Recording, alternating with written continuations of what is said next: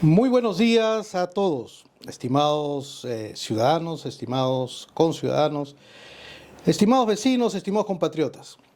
Bienvenidos nuevamente a su canal Con Mucha Energía, un canal que ha sido creado pensando en soluciones, pensando en brindar multidisciplinariamente enfoques que permitan a todos los ciudadanos en pro del desarrollo del país encontrar alternativas de solución a tantos problemas que están habiendo, no solamente en nuestro país, sino esto es una situación estructural, parece, a nivel global.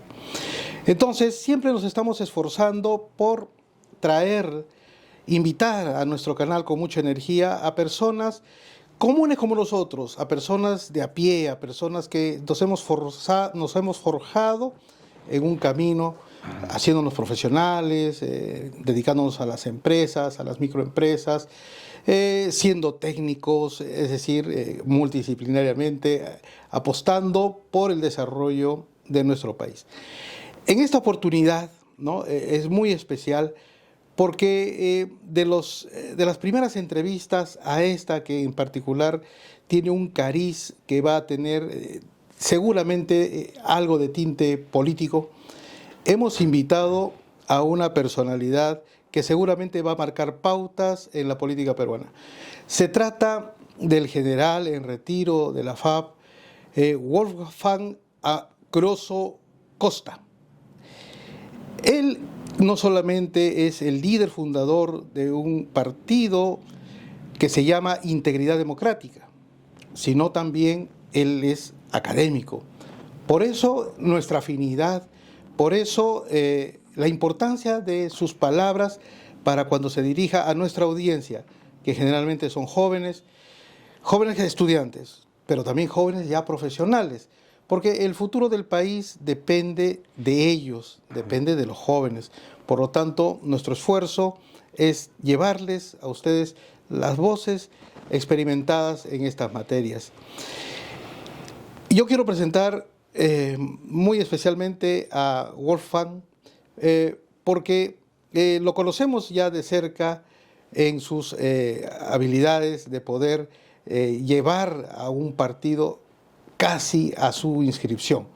Ya está a punto de lograr la meta, un objetivo fenomenal, un objetivo fundamental en su carrera política y profesional.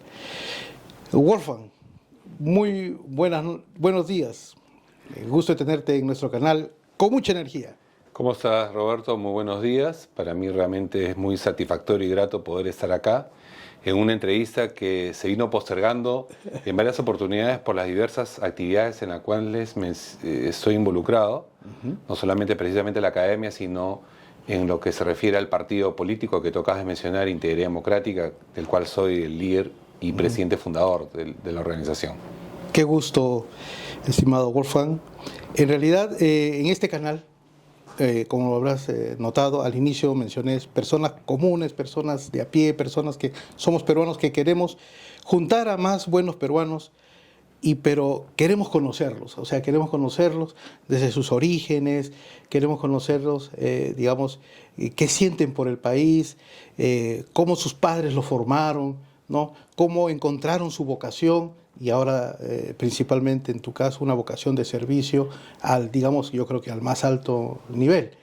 Sí, bueno, mi nombre es Wolfgang Grosso Costa, soy general de la Fuerza Aérea en situación militar de retiro.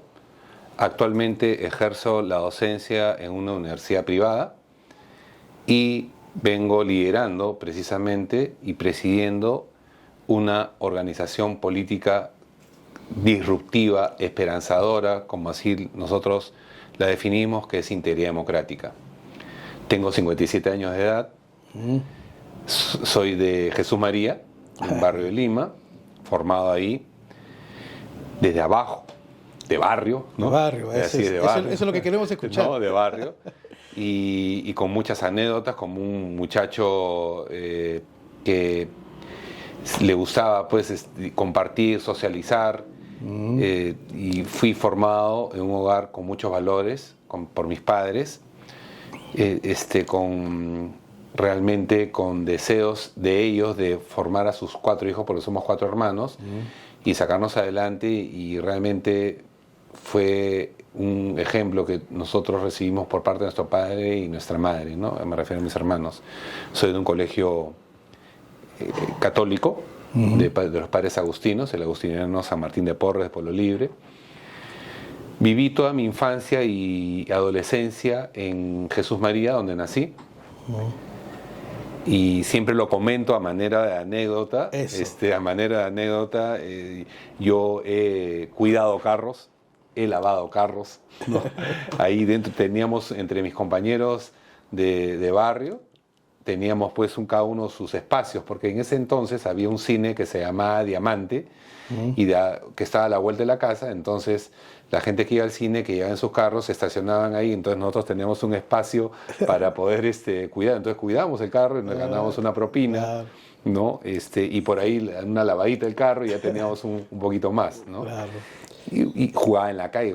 En esa época, no, que ya no lo veo realmente, jugábamos en la pista, ¿no? Los carros pasaban y seguíamos jugando con ellos, toreando los carros. Realmente fue una infancia muy, muy bonita y feliz, ¿no? Sí. Y de la cual tengo muchos recuerdos, muchas anécdotas, muchísimas, sin innumerables comentarlas. Pero después, ya a los 16 años, decidí postular a la Fuerza Aérea.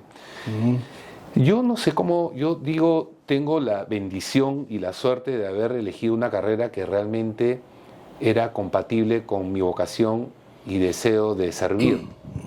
Desde chiquito jugaba con soldaditos, ¿no? Mi mamá me compraba esos paquetes de bolsas de plástico. Claro. Esos de plástico ahí. De plástico, donde está el de la metralleta, el de la granada, ¿no? El francotirador, y hacía mis escenarios de guerra. Entonces, desde chiquito, pues ya me tenía estabas viendo estrategias. Ya. Algo así, podríamos decirlo, ¿no? Me gustaba mucho la carrera militar. También me gustaba mucho el derecho. Por eso tuve una disyuntiva de al terminar el colegio a los 16 años, seguir la carrera de Derecho o ingresar a la Fuerza Aérea. Más pesó la carrera de las armas, ingresé a la FAP completamente solo, sin ningún tipo de ayuda de nada, ¿no? Y eso lo digo porque se dice pues que a veces se necesita ayuda, una recomendación. Yo la verdad que lo hice solo, completamente solo. Un poco con la oposición de mis padres, porque en esa época estaba el terrorismo muy fuerte y sobre todo mi madre tenía mucho temor de lo que me pueda pasar. Y ahí fue donde necesitaba un permiso de ella, porque era menor de edad. Entonces, cuando yo la vi a mi mamá que estaba titubeando, que medio que no quería firmar el permiso, le dije: mamá, si no me firmas el permiso, mañana ya no me ves porque me voy a meter al servicio militar en el ejército, le dije así, ¿no? Entonces, mi mamá dijo: bueno, ya, me firmó el permiso, postulé, ingresé a la Fuerza Aérea,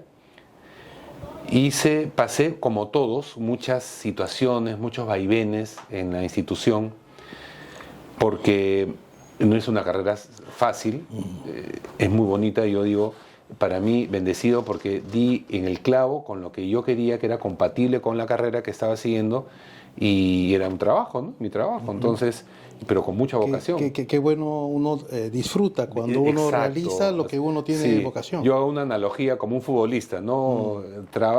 Hace lo que le gusta y gana, ¿no? Y trabaja, ¿no? Entonces, igual con la docencia, que ahora la vamos a comentar. Bueno, terminé, me gradué, tuve un problema saltando paracaídas, me destrocé la rodilla. Eso hizo que, fíjate, y lo quiero comentar, que el orden de mérito de egreso no sea el que yo quería, porque estuve casi un año internado en el hospital, en fin. Pero siempre soy muy persistente y muy intenso en cumplir mis objetivos.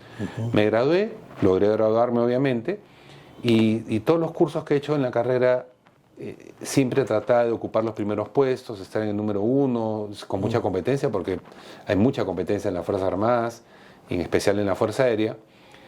Y después de un derrotero de varios años, a los 34 años más o menos de servicio, incluyendo los de la escuela de oficiales, logré ascender al grado de general. En ese interín hice varios cursos, estudié en la Universidad de Lima la carrera de administración, hice, una capacitación en España también, luego hice un programa de alta dirección en la Universidad de Piura, y hice mi maestría y doctorado en el CAEN, en el Centro de Estudios Nacionales. Ambos programas de posgrado soy titulado.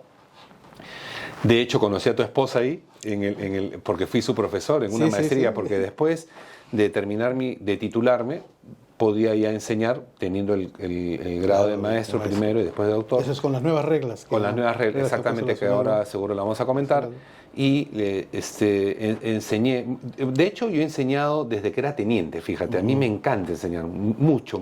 Pareciera como que las personas que se identifican con el servicio, porque el servicio es dar, ¿no es cierto? Claro. Brindar, tienen un espíritu educador. Sí, la verdad que a mí me gusta mucho, yo de teniente enseñaba en diferentes escuelas, centros de formación, y después, como venía mencionando, en el CAEN, en la maestría, he sido catedrático en varios programas.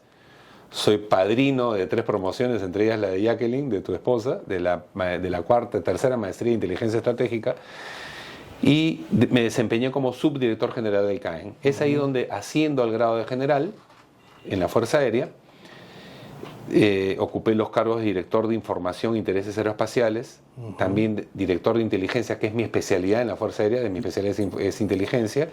Llegué a ocupar esta dirección y pasé al retiro.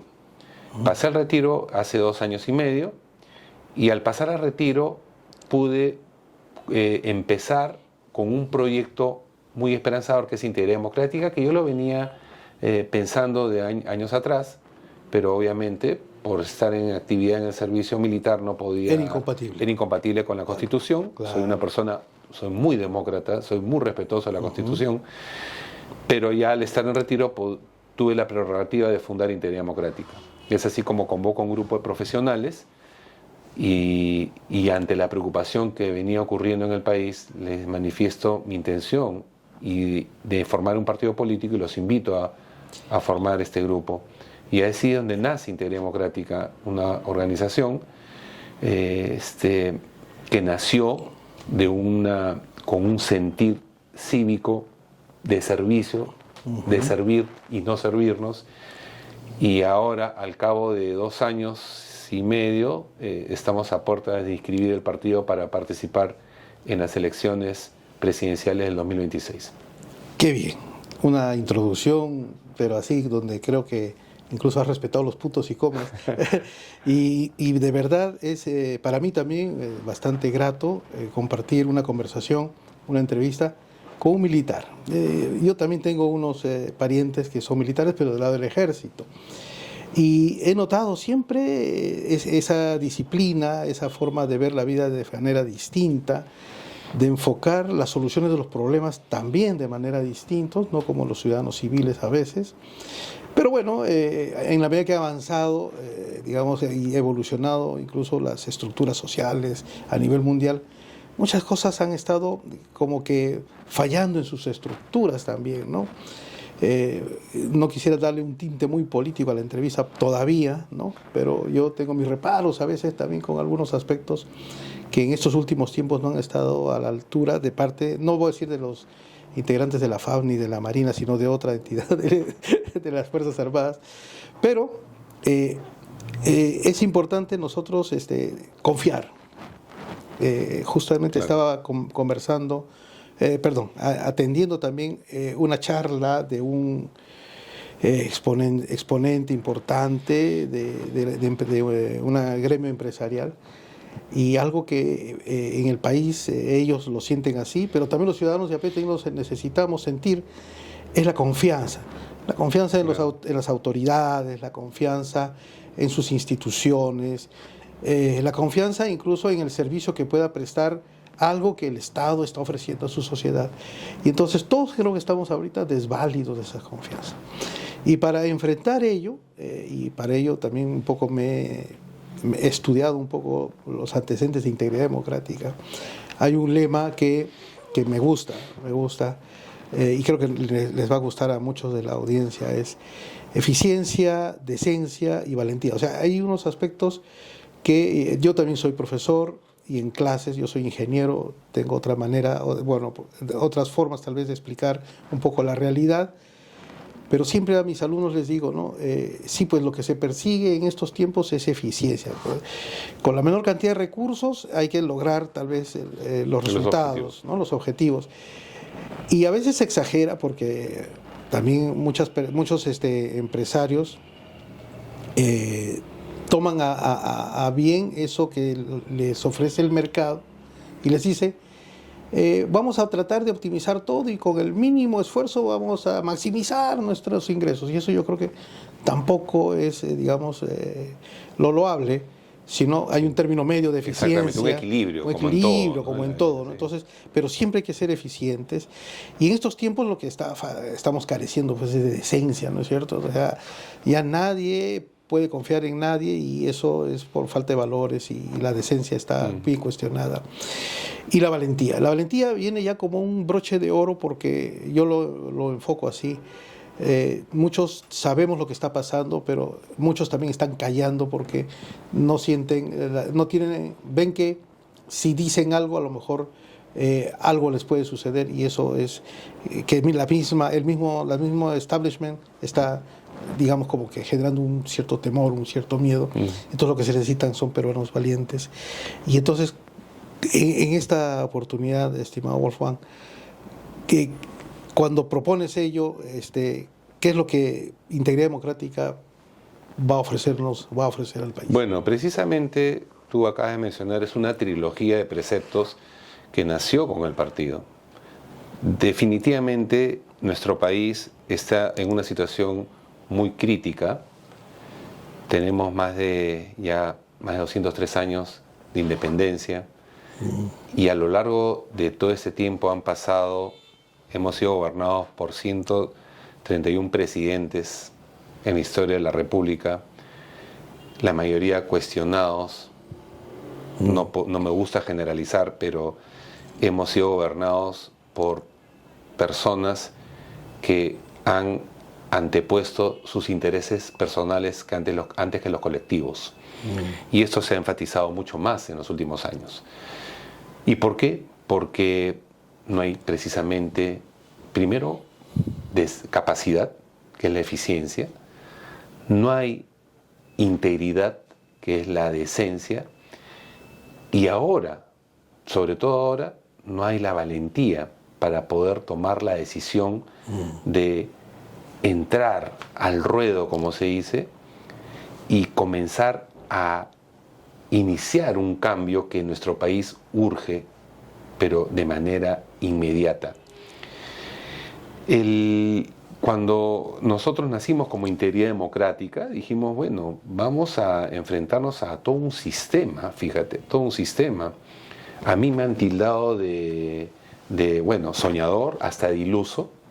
Me han dicho que eso no lo iba a concretar, no se va a lograr, que yo no voy a cambiar, que no pretenda algo que es imposible, que ya esté en las estructuras del país, esté enquistado, pero yo me niego a creer eso y mucho menos a claudicar ante una situación como esa. Ya sabemos todos de diagnósticos, hay muchos, y eso seguro vamos a conversar, pero es importantísimo y fundamental tener que involucrarnos, como dice, y no ser espectadores de balcón o de ventana. Claro. Pero tiene que conjugarse estos preceptos. De nada sirve ser una persona muy capaz, pero que tus valores están trastocados, que es lo que abunda ahora actualmente. De nada sirve ser una persona muy íntegra, muy honesta, pero si no tienes las competencias y capacidades. Y de nada vale tener estos dos preceptos y estas dos condiciones si no tomas la decisión de hacer las cosas y ejecutarlas y pasar de las palabras a la acción. Y eso es lo que nos mueve a nosotros en Integridad Democrática. Un partido totalmente nuevo, una organización que no está rompiendo el establishment, como lo acabas de mencionar, fuera de lo tradicional. Ya las personas no creen, como tú acabas de mencionar, efectivamente no hay esperanza. Y lo veo porque no solamente en el ejercicio de mi función como militar, como miembro de la Fuerza Aérea, que he recorrido todo el país, no hay ningún rincón del país que no lo conozca. Tengo la bendición y la suerte de haber recorrido todo el Perú a lo largo y ancho del territorio, como militar y ahora como político.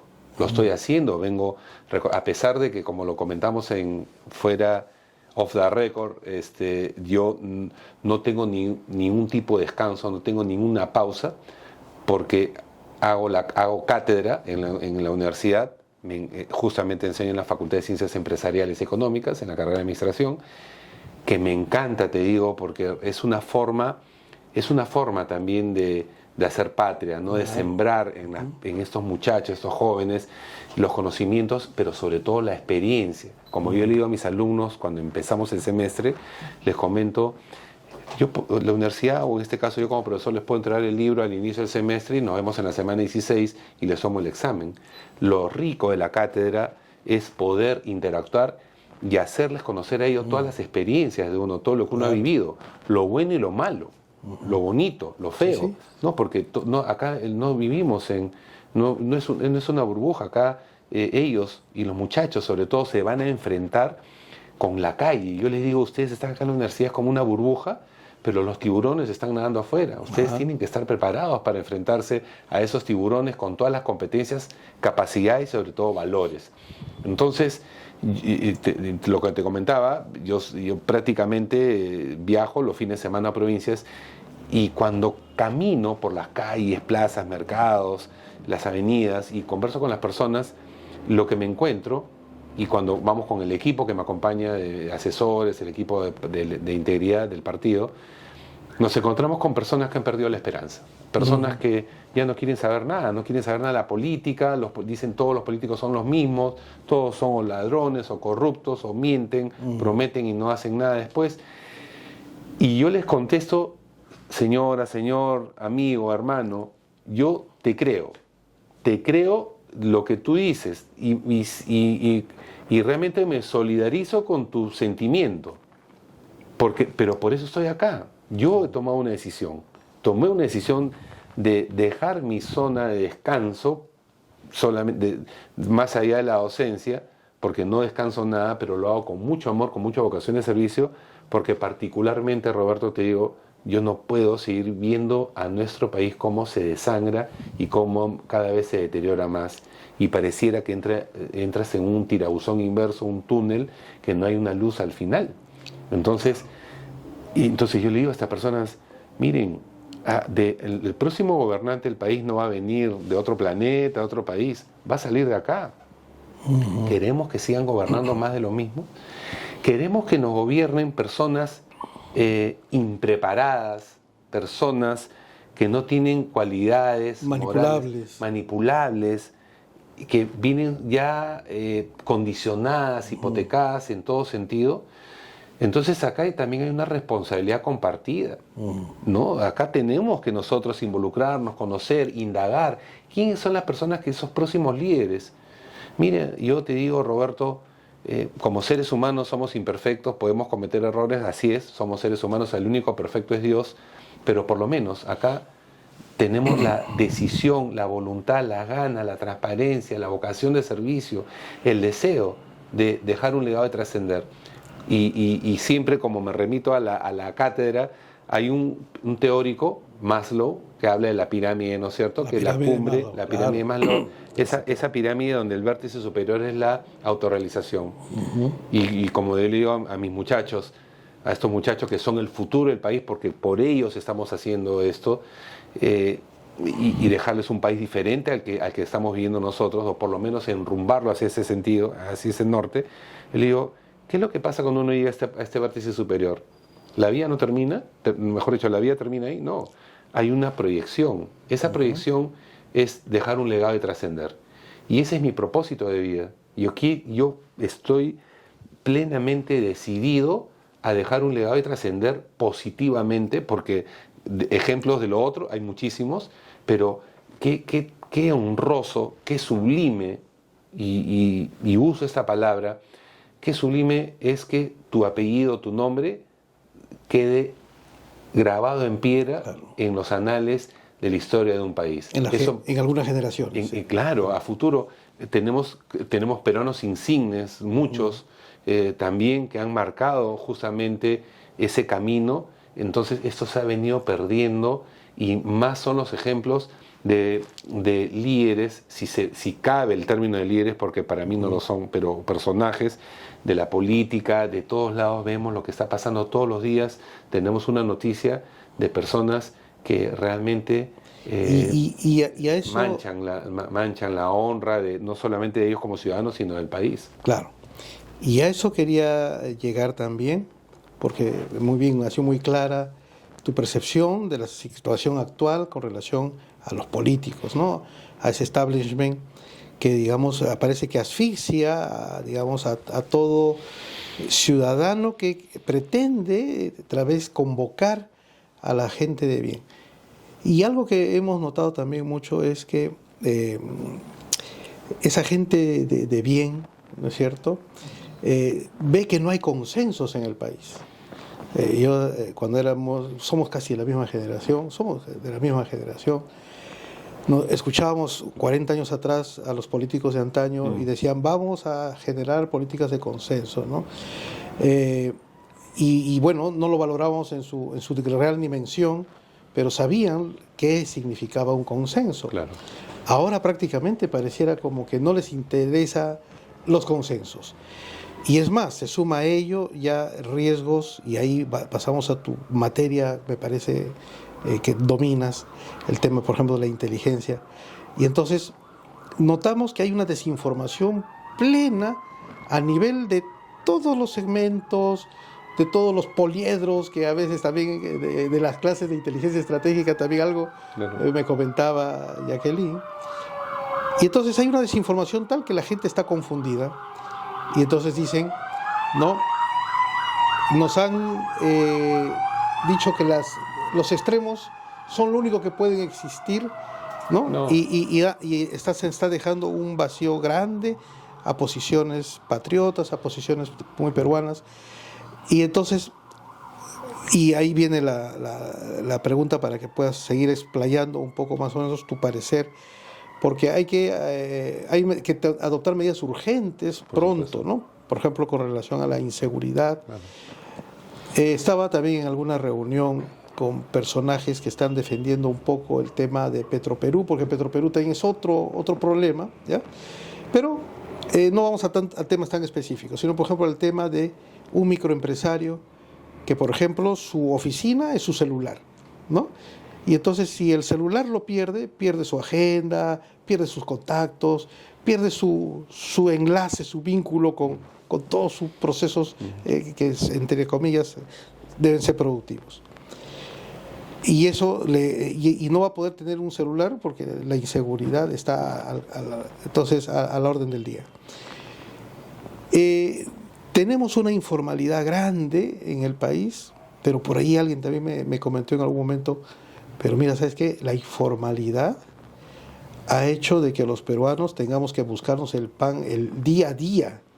Y entonces, eso nos está obligando a trabajar todos los días, aunque sea de manera informales, y eso que nos obliga a trabajar hace que no nos estemos contaminando con algunas políticas de ocio, ¿no? Con unas políticas que están por ahí, digamos, plasmadas hacia, digamos, aplanar un poco el pensamiento de una sociedad. O sea, hay pros y contras, pero en lo que creo que se tienen que cerrar, digamos, brechas y se tienen que generar consensos para eso, y que no pareciera que no es posible, pero pareciera que no, es la inseguridad. Coméntanos. Sí, lo que pasa, a ver, has tocado en 3 minutos muchísimos temas, de verdad, porque quiero aprovechar tu presencia acá. Sí, lo que pasa es que es muy complejo. El problema que pasa es, si no, pues ya la solución hubiera estado dada, ¿no? Y es muy complejo porque nace de nuestras raíces también. Hay muchos, pero en principio lo que comentas, ¿no? Los políticos que existen y las organizaciones que existen y que vienen prácticamente conduciendo el país, como lo dije, anteponen los intereses individuales antes que los organizacionales o del país, ¿no? Entonces, solamente prácticamente es un afán de lucro lo que está pasando, lo que estamos viendo en el país. Y efectivamente, porque nosotros como Integridad Democrática, y qué bueno que traes a colación el tema, somos un partido de centro democrático. Me han dicho a mí que el centro no existe, que el centro es tibio, que el centro es un pivote que se mueve de acuerdo al interés, y eso no es así. Lo que nosotros tenemos que ver es un partido que simplemente, y una organización que simplemente busque converger y no confrontar. Pensamos y estamos convencidos de que esas posiciones polarizadas lo único que llevan es al caos, al desorden, y de ese desorden, como se dice, a río revuelto ganancia de pescadores. Y eso es lo que pasa en el país.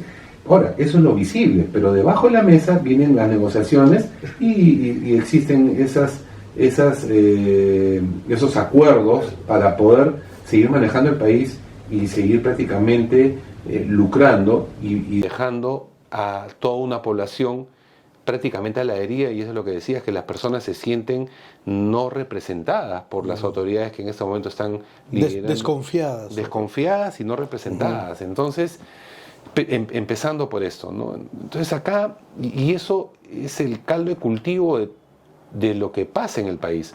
Cuando una organización, y lo comento, cuando una organización nace ya con hipotecas y condiciones, es un poco difícil salir de eso. Yo hago una analogía, es como si fuese el narcotráfico. Tú entras al narcotráfico y ya no sales, ¿no? Entonces, ¿crees tú que vas a hacer el negocio y de ahí te vas a salir? No, ya entras en un sistema que no te permite salir, y realmente eso es lo que está pasando en el país, salvando distancias, pero es prácticamente el modus operandi. Entras y comienzan ya a ver lo que está pasando en estas organizaciones, que después como quieren salir si ya empezaron así, empezaron hipotecadas, empezaron con gente que, porque así ven los partidos políticos como una inversión. No es una vocación de servicio, es una inversión. Bueno, yo invierto, entre comillas, y después ya cuando estés en el gobierno recupero. Por eso es importante, y lo recalco y lo enfatizo acá, que Integridad Democrática no le debe nada a nadie. Nosotros hemos empezado el partido en la construcción con la convocatoria de ciudadanos de bien, como dices, personas que realmente tenemos un interés de servir y no servirnos, marcar un ejemplo, un hito en la historia política del país precisamente con las propuestas, con un ideario que después ya lo conversaré y lo comentaré, invitarlos para que conozcan ustedes lo que somos. Y como tú has tenido el tiempo de poder leerlo, hay otro problema también, que la gente no lee nada, muy poco leen. Entonces ese es un problema ahí que tenemos que nosotros enfatizar. Pero un poco para no salirnos del tema, dentro de la complejidad que pasa y que está ocurriendo en nuestro país, hay un origen que seguro en un momento lo vamos a tocar, que es la educación. Eso es fundamental, sí. Fundamental. Si no tenemos una sociedad educada, entonces los problemas van a seguir persistiendo y manteniéndose y enfatizándose, profundizándose. Claro. Lo que tenemos que... Y la inseguridad, como lo acabas de mencionar, uno de los problemas que aquejan en este momento a la sociedad, es producto de precisamente de una sociedad que no ha sido cultivada con valores, y cada vez se han ido perdiendo más. Tenemos una agenda 2030, para mí una agenda que tiene algunos puntos positivos, pero realmente de manera soterrada viene tratando de socavar precisamente esas estructuras de valores, de familia, de ser, el buen comportamiento, el bien hacer, el hacer las cosas correctamente. Ya los muchachos, la generación de ahora, es una generación que ya ha nacido con la tecnología. Es algo hasta genético, podríamos decir. Sí, pero son nativos ¿no? Así es. Pero se está perdiendo, y se está dejando de lado esa formación ética, cívica, que debe tener un ciudadano, y ese es el origen que está ocurriendo, o mejor dicho, el caldo de cultivo de los problemas que estamos teniendo, y que ahora prácticamente ya han salido fuera de control. Nuestro país está, Roberto, en piloto automático. No tenemos un liderazgo de nada. Las organizaciones, nuestras principales entidades del Estado, que nos deben representar, que están y que deben estar al servicio de la población, porque esa es la obligación de un Estado, precisamente brindar un bien común, y es un derecho del ciudadano recibirlo, del poblador recibirlo, Claro. no se está dando porque estas organizaciones siguen jalando para su agua, para su molino, para su posición, quieren seguir manteniendo el poder, quieren seguir lucrando con el país, lamentablemente, y el resultado es lo que estamos viviendo ahora. Uno de esos problemas que como nosotros lo hemos manifestado, hay unos ejes que empezamos con la educación, salud, infraestructura, ¿no? Pero la inseguridad ahora desbordante, que ya prácticamente con medidas como los estados de emergencia, son paliativos, son engañamuchachos que realmente no tienen ningún tipo de resultado. Una pregunta bastante específica, porque yo sabía, porque también he sufrido parte de esto de la violencia delincuencial, pero hace muchos años.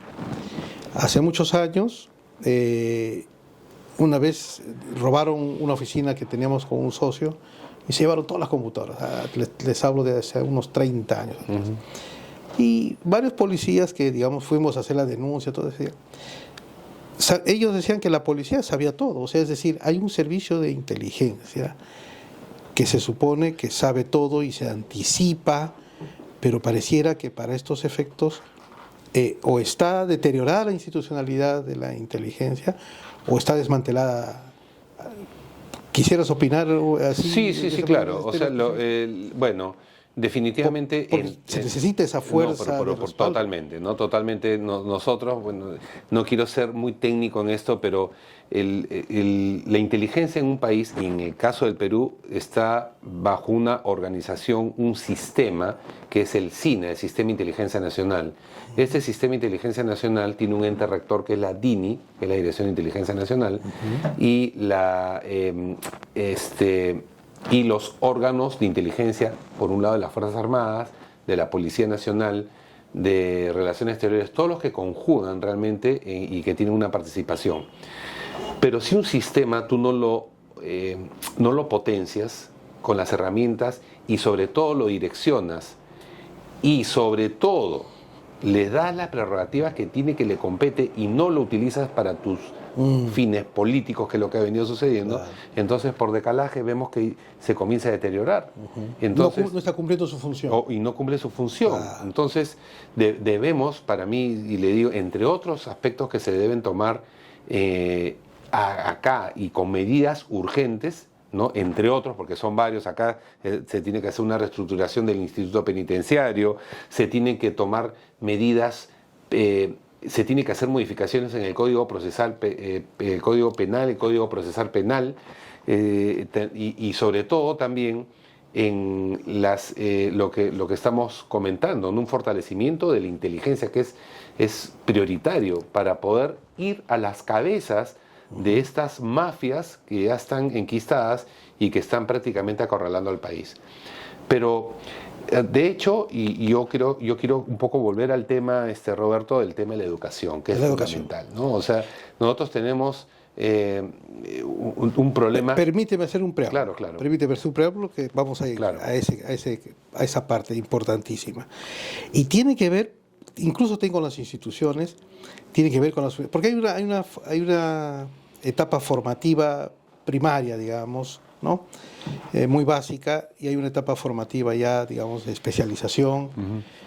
Y entonces, bueno, de lo que hemos estado también un poco tratando de aprender de aspectos ya no tanto, en mi caso, de la carrera de ingeniería, sino que ese tipo de instituciones forman parte son una parte fundamental de la sociedad, así como la iglesia, por ejemplo, y a eso le llaman las sociedades intermedias. Pero esas instituciones, digamos, que respaldan, digamos, las decisiones de un Estado, necesita de gente capacitada. Claro. Y entonces ahí vamos a la educación. ¿Qué resulta? Que resulta que incluso ahora, por ejemplo, pensando en el puerto de Chancay, que llega con todas sus, yo creo que más fortalezas que perjuicios, mucho más fortalezas que perjuicios. Claro, así es. Pero yo que enseño en la Universidad Nacional de Ingeniería, un profesor de la Escuela de Naval me dice, ingeniero, hay solamente 2, 3 alumnos por ciclo. Es decir, como que se ha profundizado la crisis de la educación en las universidades, en esas instituciones pilares para el sustento de un país, y estamos a puertas de necesitar muchos ingenieros en naval, y en la UNIT va a haber la carrera de aeronáutica, ya se ha formado la carrera de aeronáutica. Me han comenzado un poquito a explicar de qué trata también los aspectos de aeronáutica, es fabuloso, fundamental también. Pero hemos estado yendo tumbo tras tumbo, pero tumbo tras tumbo hacia una debacle en los aspectos de la educación. Y la educación formativa, de especialización, es fundamental y supuestamente para tus objetivos, incluso como parte del partido político. Claro, o sea, nosotros hemos, entre el cúmulo de problemas que hemos identificado en el país, de hecho, como digo, Integridad Democrática es una organización conformada por peruanos de bien, capaces, eficientes, decentes, con esa valentía, fieles a nuestros preceptos y estudiosos de la realidad nacional. Y cuáles son las propuestas que nosotros queremos brindar para que empecemos una transformación en un Estado. Y no hablemos de una transformación como sale por ahí algunos, que vamos a fusilar a todo el mundo, olvídate, esas son cosas absurdas realmente, populistas, y se aprovechan de la desesperanza, del miedo de la población. Acá hay que hacer las cosas concretas y reales, con capacidades, con eficiencia y con propuestas que sean viables y que realmente se cumplan, ¿no? No hay que mentir, acá no hay que decirle a la población lo que quiere escuchar, sino hay que decirle la verdad. Y la verdad basada también en las competencias que grupos de personas, profesionales técnicos, quieren hacer y presentar para un cambio. En este caso, nosotros hemos dimensionado con 4 ejes fundamentales, entre otros, ¿okay? Pero tenemos que atacar realmente esto, empezar con esto. Uno es la educación, otro es la salud, tercero la infraestructura y cuarto la seguridad. No necesariamente en ese orden, pero los 4 son fundamentales. Pero de hecho la educación es transversal a todo. Claro. Entonces el sistema educativo definitivamente está muy venido a menos. No existe un sistema realmente que cumpla ese rol que tiene, para empezar, que debe ejercer desde el Estado para que haya una educación, primero, en primer lugar, de primer nivel, que sea transversal. No tiene que haber una diferencia. Uno puede adaptar algunas, no políticas, sino unas acciones dentro de un marco normativo, una política general, pero la educación debe llegar hasta el último rincón del país, hasta el último ciudadano. Debe ser un derecho. Es un derecho, pero que tiene que cumplirse ese derecho. Acá no tiene que haber una diferencia entre una educación privada como una educación pública. Salvando distancia, lo vemos en Cuba, ¿no? Bueno, no hay privado, pero vemos una educación que es transversal. En Estados Unidos, un país donde ir a un college, a un colegio del Estado, del Estado, mejor dicho, público, o una privada, no hay una diferencia sustancial. Entonces, ¿por qué no podemos aspirar acá a que todos realmente tengan una educación, primero con una adecuada estructura académica? Acá tenemos que ver ese enfoque multidisciplinario y así lo hemos nosotros plasmado en Integridad Democrática, intraacadémico y extraacadémico. ¿Cuál es el aporte de las universidades desde la formación justamente de esos profesionales que van a ir a sumarse? Y ahora, no solamente los universitarios, también tenemos nuestras carreras técnicas, que son fundamentales. Sí. Y es el motor también, ¿no? Y que son las que menos se han desarrollado en estos últimos 30 años. Pero tenemos que potenciarlas, a las carreras técnicas. O sea, mira, las universidades, si está pasando, quiero tratar de tocarle esto de una manera por el tiempo, tenemos carreras que ya todos están saturadas. Todos quieren ser abogados, quieren ser médicos. Entonces, tenemos que estructurar el Estado y fortalecer aquellas que realmente, con una buena estructura, como lo acaba de mencionar, aporten a la sociedad, al quehacer nacional, al quehacer laboral, pero con profesionales técnicos adecuadamente capacitados. Entonces, eso es por un lado, y con profesionales y técnicos también que compatibilizados con políticas de investigación, de desarrollo. Tenemos que potenciar eso. Y eso es fundamental. Y otro es la extra academia, que también alineados a un CEPLAN. Nosotros tenemos el CEPLAN, que es el que marca precisamente las políticas, las directrices, y que está hasta el año 2050. Y que no debemos salirnos de eso, porque pueden haber gobiernos de distinta ideología, eso lo decía el pueblo, Vox Populi, Vox Dei, pero no debemos salirnos de ese marco, porque ese es el orden que debe tener un país. Pero que muchas veces no es respetado. Pues, ¿no? Que no se respeta, por eso ahí viene el problema, ¿no? Entonces tenemos instituciones, se aprobó la ley, no recuerdo, 20030, no recuerdo la ley universitaria, el 9 de julio del año 2014, donde tenía 3 componentes. Por un lado, el tema de lo que significa la participación de las universidades y centros de formación, ¿no?, dentro de la formación de profesionales y técnicos, y después, por otro lado, teníamos esos órganos reguladores, SUNEDO y el CINEACE, ¿no? Pero sin embargo ha salido hace poco una ley donde le dan la prerrogativa a las asociaciones para que solamente ya no estén supervisadas por estos organismos de control, que son justamente aquellos llamados a verificar la calidad y la currícula, la formación. Entonces, ¿qué es lo que pasa, Roberto? Y nuevamente digo, ¿no? Acá se colude esos intereses de aquellos que, tras bambalinas, gobernando atrás, ¿no es cierto?, aquellos, no voy a mencionar nombres, pero ya lo sabemos todos. Se puede inferir. Se puede inferir aquellos que solamente ven el lucro. Y el caudal de votos. Y el caudal de votos, el lucro para seguir haciendo de las suyas, como si fuese al más estilo de la peor mafia, y sin embargo no se preocupan en realmente hacer lo que les corresponde. Entonces, ¿cómo hacemos con universidades que no se les acredita?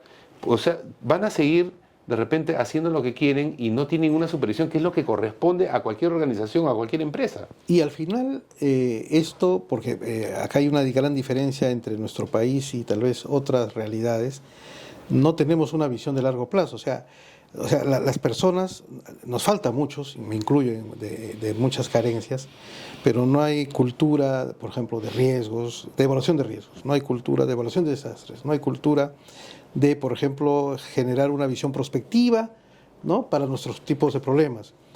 No tenemos, no estamos, incluso como profesionales, no estamos con las condiciones a la altura.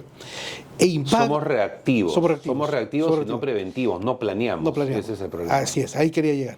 Pero al final eso le está haciendo daño a la propia sociedad, a esos padres de familia que invierten en sus hijos, ¿no?, a las familias que, digamos, incluso hasta tienen que vender algo para pagarles la educación, una tal vez no muy buena educación, que al final del tiempo, no sé, no lo va a sustentar a ese estudiante egresado, que va a formar familia también y que después va a pagar las consecuencias más adelante. Claro, primero como núcleo lo que tú dices, y segundo como sociedad. Claro. Porque ¿qué es lo que está pasando?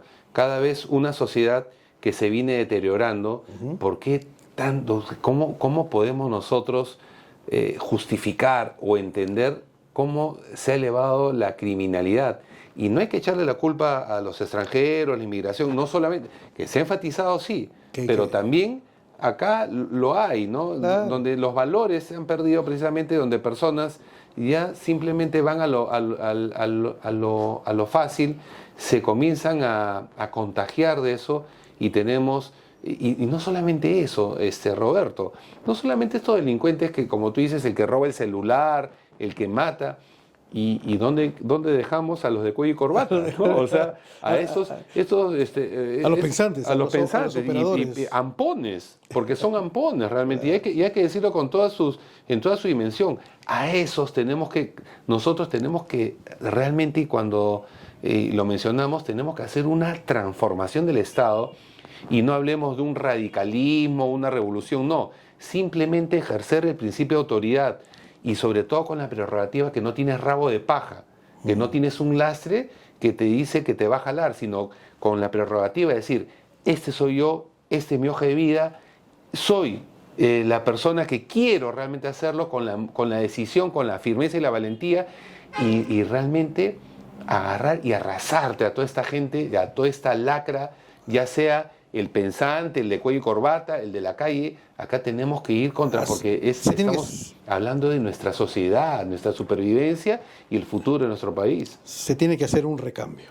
Tiene que hacerse nuevos líderes, nuevos rostros, pero no que sean aquellos advenedizos o aquellos que quieran seguir lucrando con el país. Claro. Yo quiero poner un ejemplo. La otra vez me llama una persona y me pasa al teléfono a un funcionario. No voy a decir de qué distrito, pero simplemente era un muchacho, digo muchacho porque tengo 57, 38 años, un gerente de una municipalidad, que me dice que se quería sumar a Integridad Democrática porque así es el diálogo, porque el alcalde del distrito le había dicho para que él se vaya a Chorrillos como candidato del partido, de un partido conocido, pero que tenía que dar una bolsa. Bueno. Fíjate, entonces... Yo digo, yo estaba por teléfono y le digo, ok, dime, ¿y qué piensas? Bueno, usted sabe que lo que pasa es que es $100,000, $100,000. ¿Y qué piensas? Le dije, bueno, es mucho dinero, mucho dinero. Pero ¿qué piensas del hecho que te están diciendo? ¿No? Bueno, me dijo, usted sabe, porque así es la política. Ya, ¿y cómo es la política? Le dije. Bueno, así pues una inversión, le dije. ¿Y cómo vas a recuperar esa inversión? Bueno, usted sabe, ¿no? Con los empresarios. Y no entiendo, le dije. Yo estaba, ¿no? Quería seguir ese hilo conductor, ¿no? Entonces me dice, bueno, con las licitaciones. Bueno. Las licitaciones, ok. Mira, le dije, esa es la respuesta que no quería escuchar. Para que veas, le dije, en Integridad Democrática nadie paga un sol por entrar a la organización y tener la posibilidad de ser representante en el Congreso como diputado, como senador o como una autoridad regional o local. Nadie paga nada. Esa es la diferencia, le dije. Pero ¿sabes qué? Le dije, no te culpo. ¿Sabes por qué? Porque tú has nacido en ese sistema, has crecido y has nacido así, creyendo que eso es el deber ser. Y eso no es el deber ser. Y eso es lo que nosotros tenemos que cambiar en el país. Claro. Si seguimos en esta mecánica... Ese desafío gigante. Yo lo sé. A mí, mira, me dicen que es una locura lo que estoy haciendo, querer cambiar las estructuras y la sociedad y el sistema.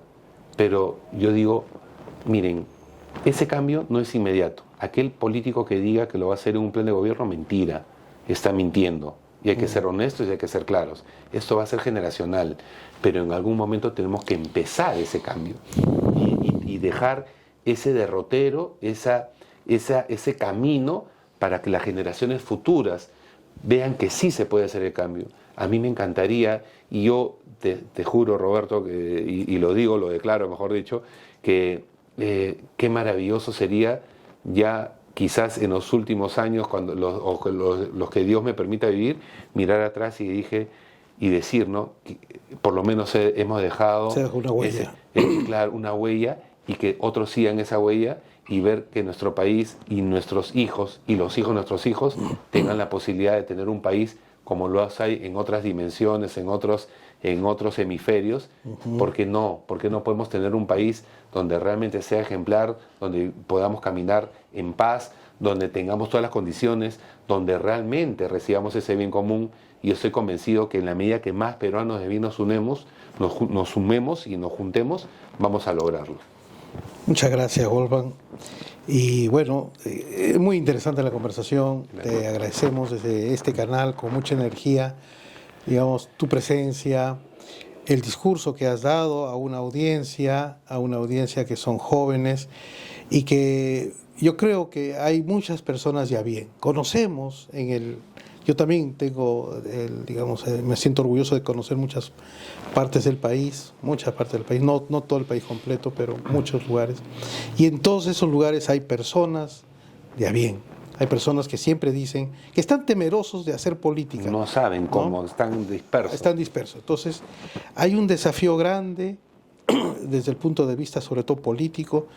A mis chicos también en la universidad siempre, y en el posgrado, el pregrado, a todos siempre voy con el discurso de que todas las decisiones son políticas y uno no tiene que hacer de la palabra política un tabú, ¿no? Y qué bien que peruanos de a bien, peruanos comunes y corrientes, como debemos ser todos nosotros, nos sumemos a una causa digamos, de romper el statu quo, ¿no? De romper el statu quo. Y yo quería solamente, para cerrar el capítulo de educación y pedirte por favor tus palabras de reflexión final, ¿no? Dedicada a los jóvenes, a los peruanos ya bien, y en general a todos los peruanos, pues, obviamente, ¿no? Todos somos un solo país. Frente a algunas oportunidades que, digamos, no sé, pues Dios yo creo que nos está dando con el puerto de Chancay, con algunas obras importantes, que también van a haber, por ejemplo, como esto del muelle también acá a cargo de, no me acuerdo qué empresa, cómo se llamaba esta empresa, una empresa que va a poner un muelle con el CIMA allá. Me duele saber que justamente cuando se necesitan personas capacitadas, y no solamente profesionales formados en universidades, sino tal vez en institutos tecnológicos, claro, no los tengamos. Y cuando llegan con la tecnología, no hay nadie quien aprenda. Y van a tener que traer a sus mano de obra de otros países. Mano de obra de otros países. No puede ser. Claro. ¿No? Entonces eso es un descuido, es una irresponsabilidad de las personas que han estado un poco liderando este tema de la educación. Antes de que un poquito se nos acabe la voz, estimado Wolfgang, por favor, tus palabras finales dirigidas ahí al público. Mira, en principio yo agradecerte nuevamente, Roberto, por la oportunidad de estar acá y poder dirigirme a tantos peruanos de todas las regiones, de Lima, porque el Perú no es solamente Lima, sino todas las regiones. Miren, yo solamente les quiero decir lo siguiente. Soy un peruano que ama, al igual que usted, nuestro país, que se siente indignado por lo que está pasando y muy preocupado, y que particularmente no quisiera por lo menos, dejar de hacer lo que corresponda para, desde mi plataforma, desde mi bastión, colaborando, ya sea con poco o mucho, por el cambio en nuestro país. No soy un político de antaño, porque me lo han dicho también, que no tengo experiencia política, ¿no? Y por cómo puedo atreverme yo a fundar un partido político si no tengo esa experiencia como los otros. Si tener experiencia equivale a ser los políticos que en este momento nos están gobernando, prefiero ser novato, ¿no? Entonces, acá lo que me sobra es vocación de servicio, deseos de cambiar las cosas, sin ningún interés particular, sin ningún interés de yo servirme, sino servir realmente. Sí, quiero dejar un legado y trascender, y lo enfatizo. Y voy a poner alma, corazón y vida en lo que me queda y los años que Dios me permita para hacerlo, y por lo menos empezar ese cambio que necesita el Perú, sobre todo por nuestros jóvenes, ¿no? Nuestros jóvenes, que yo no quisiera dejarles el país en el que estamos viviendo, y yo no quiero que tampoco ustedes le dejen a sus hijos el país que estamos viviendo.